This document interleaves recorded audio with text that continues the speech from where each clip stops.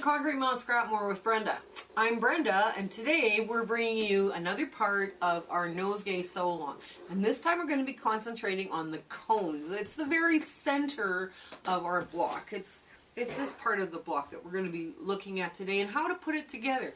Now, it doesn't matter whether you're doing the 5 to the 12, 5, 6, 9, or 12. Doesn't matter. They're all going to go together the same way. If you are doing the 8, that is a different video, and we're running both of them at the same time, like the No Y Seams for Beginners and this one.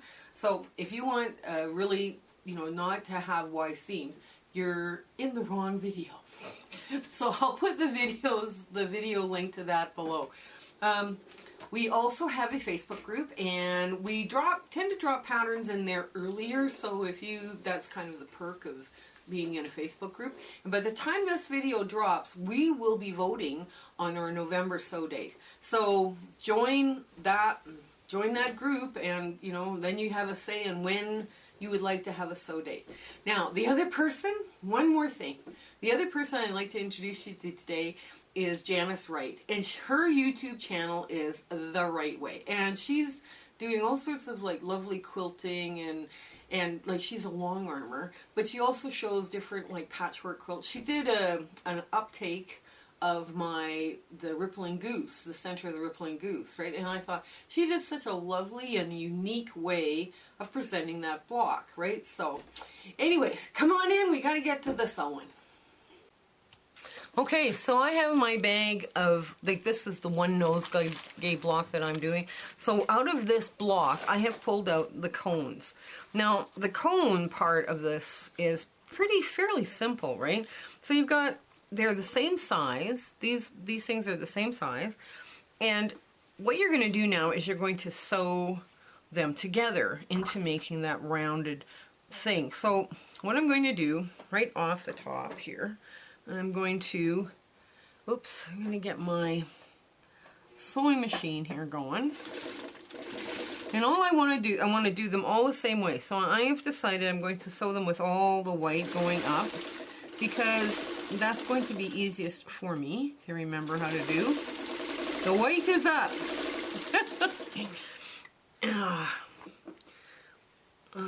I had some pretty interesting cheater fabric here too that I was working with, so I decided to throw it reads brownish, so I thought all my cones I wanted brown. So now I just line them up because they're all the same. Basically, you've cut them out of the same template, right? So they're all the same. They should be all the same size. Now,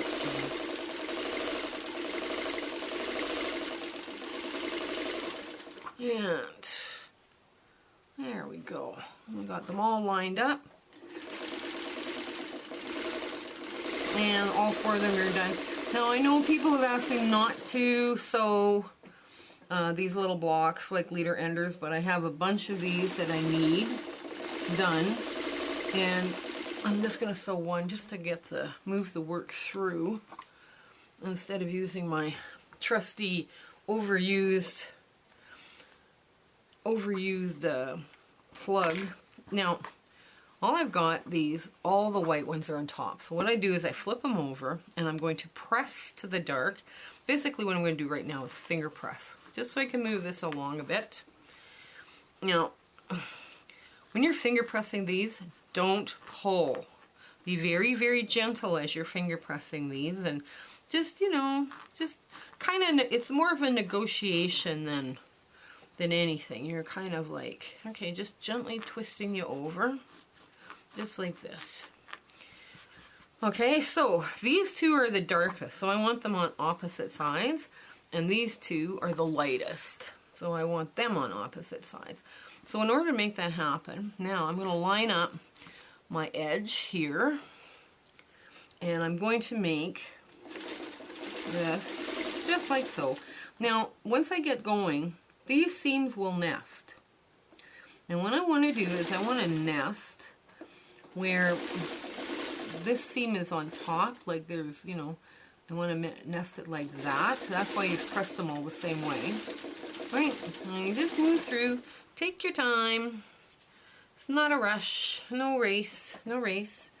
And you're going to sew them just like that. And get it to the point where you can nest that base.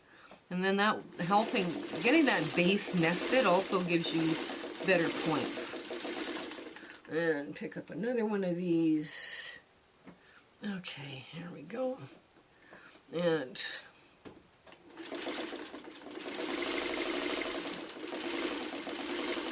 here. That's part of the fiddly bits out of this block that we're doing. It's the... Okay, now, again, you're just going to open them up and very gently press to the dark. You want the back to swirl, but you don't want it too hard, right? So, there. Now, I'm going to get this one the same way. That plain solid is...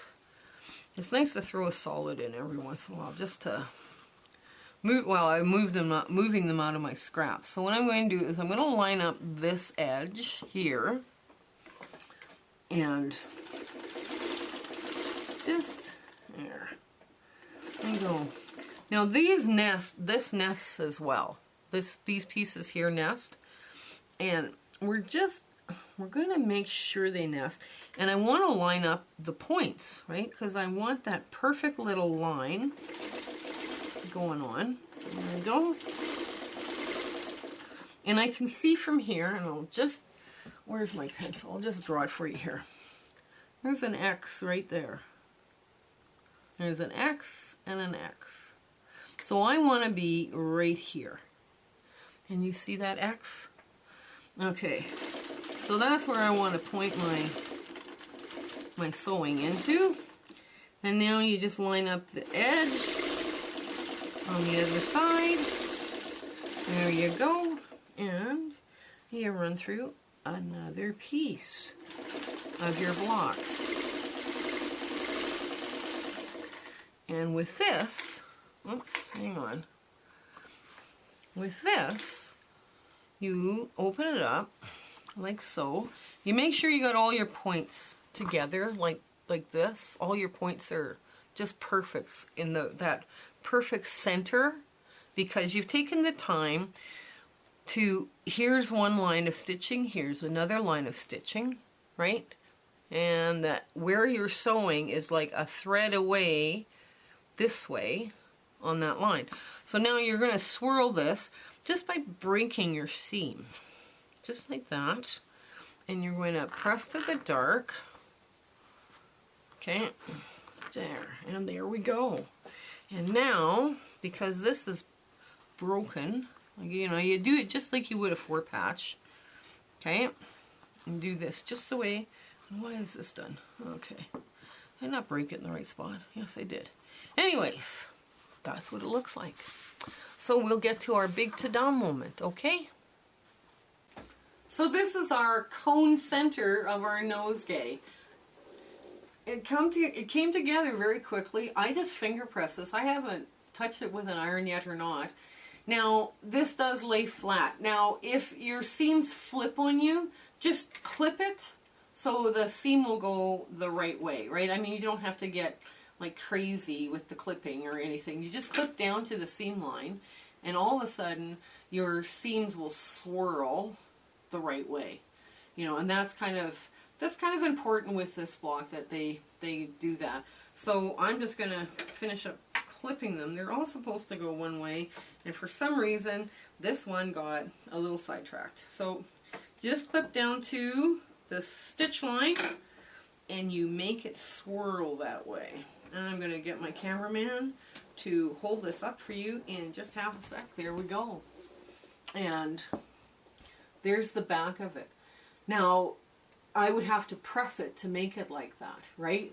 So it's, you know, it is flat. Like, it's laying flat. Like, I couldn't believe it when we started doing, because we're making 4 blocks at once. So as soon as you eliminate these seam lines, there's nothing there. It's all this. I took a hammer to this quilt because when I put all these together, this was just a massive lump. And I put batting down, I put my quilt top down got some flatter or water. That also works. Water works just as well as flatter. And and then another layer of batting, and pounded it with a hammer, trying to flatten out that bump. And you can do it, but you have to sew very close to that edge, so you're sewing it down, right? Now, what happened with ours is once it was washed, because I had hand quilted it, and I didn't quite hand quilt it all the way to the center or all the way across. Yeah, it's back.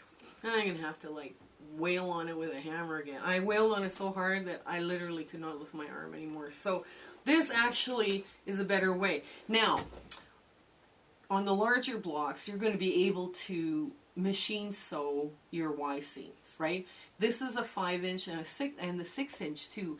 It lends itself to doing a combination of sewing machine cheat like this, and then hand sewing your crown on, or with the larger ones like the 9 and the 12, you can use the sewing machine because your Y seams are bigger and you have something to grab onto. All right, so hopefully that makes it a little bit easier for you to manage. And if you are not able to do the hand sewing, right, we suggest that you do the 9 or the 12, or you do the no Y seam one at 8. Now, the no Y seam one we put together because our students were like, "Oh, please, I don't know how to do this," and it was like, okay, and they wanted to do this block. They wanted to have fun with it, so that's also really cool. Anyways, I hope you have an absolutely amazing week ahead, and everything just goes really well, and you win bobbin chicken, because I haven't in months again. Okay, you take care. Bye.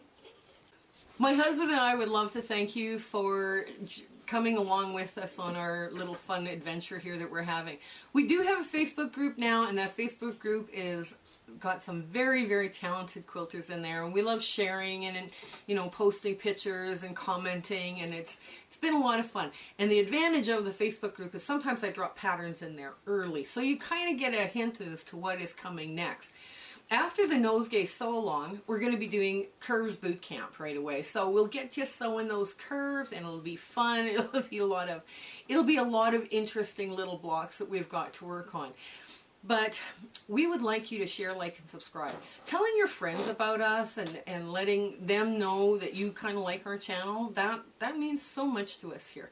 So you take care. You have a fabulous week ahead. Okay, bye.